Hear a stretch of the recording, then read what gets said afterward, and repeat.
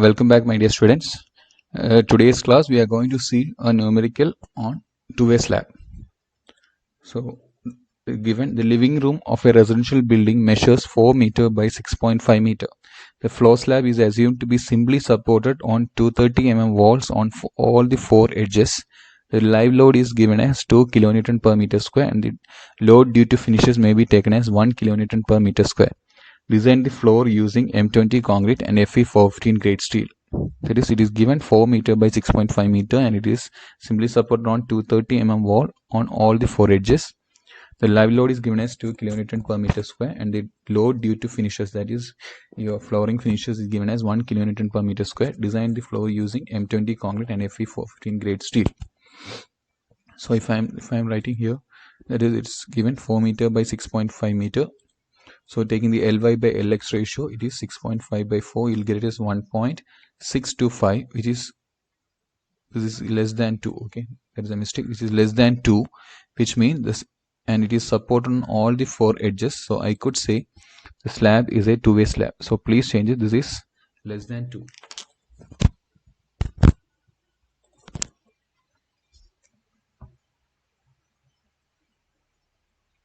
This is less than 2. So the slab, I could take it as a two-way slab. And for a two-way slab, you could see for solid slabs, the provision for 23.24 beams shall apply to slabs. Also, you can see the notes. For slabs spanning in two directions, the shorter of the two spans should be used for calculating the span to effective depth ratio. We have discussed this. Now, for a two-way slab of shorter span up to 3.5 meter with mild steel reinforcement, the slab to span to overall depth ratio given may be generally assumed to satisfy the vertical deflection limits for loading class up to 3 kN per meter square. For simply supported, we will take it as 35, and for continuous slab, we will take it as 40. And if high strength deformed bars are used, we can multiply this value by 0.8.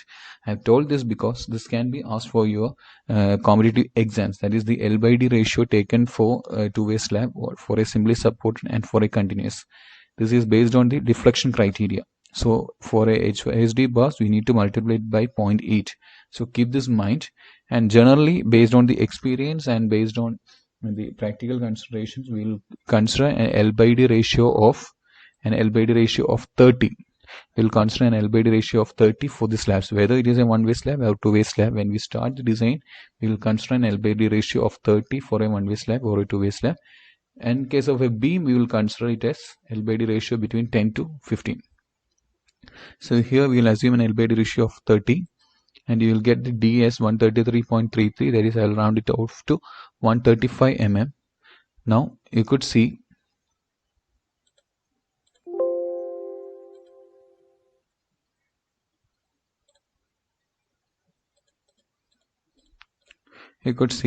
assuming 10 mm diameter bars and a clear cover as 20 mm based on the exposure conditions, the effective cover is 20 plus 10 by 2, that is 25 mm. Most of the things will be similar to your two-way slab and one-way slab. The only thing is that we are here, also please change it to less than or equal to 2. The only thing is that we are calculating the moment in a different way. That's the thing. So the total depth, I'll get it as 135 plus 25, that is 160 mm. That is the effective span. I can write the support width is 230 mm. So the effective span in x direction is the center to center distance, or the clear span plus d, whichever is lesser. So I'll get it as 4.135 meter. And the effective span in y direction, that is center to center distance or effective depth plus d, I'll get it as 6.635 meter. Now the calculation of the load, considering 1 meter by 1 meter strip, I have the self weight of the slab as the total depth into density of concrete. I'll get it as 4 kN per meter square. The floor finish as 1 kN per meter square, and the live load as 2 kN per meter square. I'll get the total load as 7 kN per meter square. The factor of safety for dead load and live load, that is 1.5, is applied. I'll get the moment factored load as 10.5 kN per meter square. From there, you need to calculate the value for mx and my. Here is the difference. So up to here, it is similar to your one-way slab. So here the moments are calculated using IS code coefficients. That is, we need to find the value for alpha x and alpha y. Here it is given the living room is a residential building, measures 4.4 meter by 6.5 meter. It is simply supported on 230 mm wall of all four edges. It's not given that there is restraint for lifting up. So we need to consider this as the case of a simply supported slab. You can consider this as a case of a simply supported slab with four. There is no provision to resist torsion at the corners. So we need to apply the things given in Annex D2. We need to apply the things given in Annex D2. That is, when simply supported slabs do not have the adequate provision to resist torsion at the corners and to prevent the corners from lifting, the maximum moments per unit width are given by the following equation: mx is equal to alpha x into WLX square and my is equal to alpha y into WLX square, where alpha x and alpha y are given in table number 27. So you can see in table number 27 alpha x and alpha y based on different Ly by Lx ratio. So you need to find the value for your corresponding Ly by Lx ratio through linear interpolation. So I am having my L from table number 27, I am having my Ly by Lx ratio as 1.6. So corresponding to 1.6, I need to find the value for my alpha x and alpha y through linear interpolation. I have for 1.5 and I have for 1.75. I need to find the value for 1.6. So you know how to find it using linear interpolation. You will get the value for alpha x and alpha y as 0.1077 and alpha y as 0.0423. That is 1077 and 0.0423. And based on that, I'll get the value for my mx. That is, mx is equal to alpha x into W, that is 10.5 into Lx square, and my is alpha y into W, that is 10.5 into, here also you need to find Lx square. So don't make a mistake by writing Ly square, right? Lx square. I'll get the value as 19.335 and 7.594 as your mx and my value. Now this is the higher moment. We need to check the d minimum with respect to the higher moment, because if this is safe in this moment, it will be definitely safe, the depth will be definitely safe in this small moment. So checking d minimum with respect to the higher moment, I'll get the value of d minimum as 83.69 mm. That is, d minimum required for this moment was 83.69 mm, but we have provided sufficient depth, that is 135 mm, which means our section is safe. It is an under reinforced section.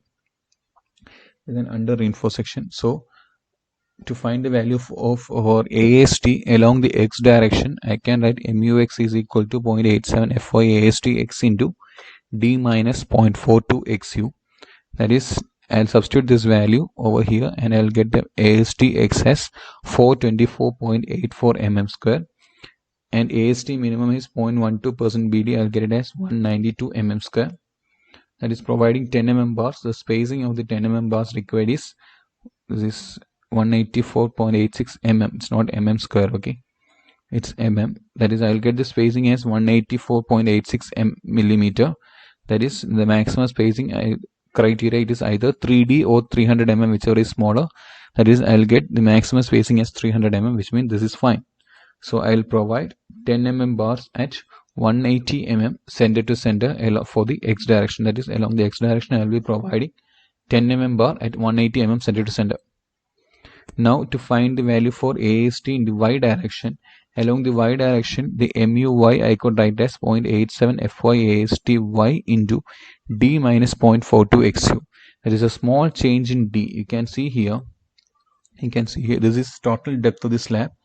The main reinforcement, that is AST x, will be provided here and AST y will be placed over it.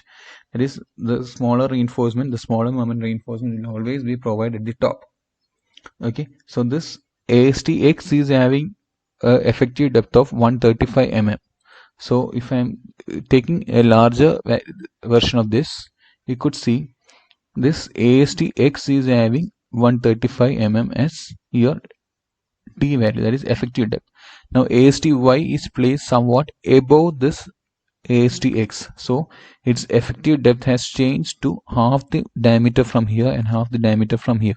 If we are using the same diameter, then I could write D minus 1 diameter. That is the effective depth of AST x minus 1.5. That is half from here and half from here will be the effective depth with respect to your y direction, reinforcement in y direction, that is d minus 5. Before it was 135 minus 1 time bar diameter, that is 125 mm will be the effective depth when you are considering the reinforcement. You are taking the reinforcement along the y direction, that is the effective depth changes. That is, I can see here, this is the effective depth for your AST X, and effective depth for your AST Y will be the total depth minus clear cover minus 5/2 is the effective depth for your X, and effective depth for Y you will get it as D minus clear cover minus 5X minus 5Y/2. So take care of this. When you are finding the AST in the Y direction, you need to recalculate the value for your effective depth. That is the effective depth. I'll get it as 135 minus 10, that is 125, and substituting this value I'll get AST Y as 173.32 mm square, but AST minimum is 192 mm square. This is very much less than AST minimum, so I need to provide AST Y as 192 mm square. That is, since AST Y is less than AST minimum, we need to provide AST minimum along the Y direction. That is, for 10 mm bars, if the spacing is calculated, I'll get the spacing as 1000 divided by number of bars, that is, I'll get it as 409 mm, but the maximum spacing is given as 3D or 300 mm, whichever is smaller. I'll get it as 300 mm. That is, I cannot provide this design spacing. I can provide a maximum of only 300 mm. That is, provide 10 mm at 300 mm center along the Y direction. So we need to provide 10 mm at 300 mm center to center along the Y direction. Now checking for shear, the maximum shear force is W Lx/2. We are taking with respect to Lx, we are taking the maximum shear force along the X direction alone. That is, we will get it as 21 kilonewton. We need to check for this value only.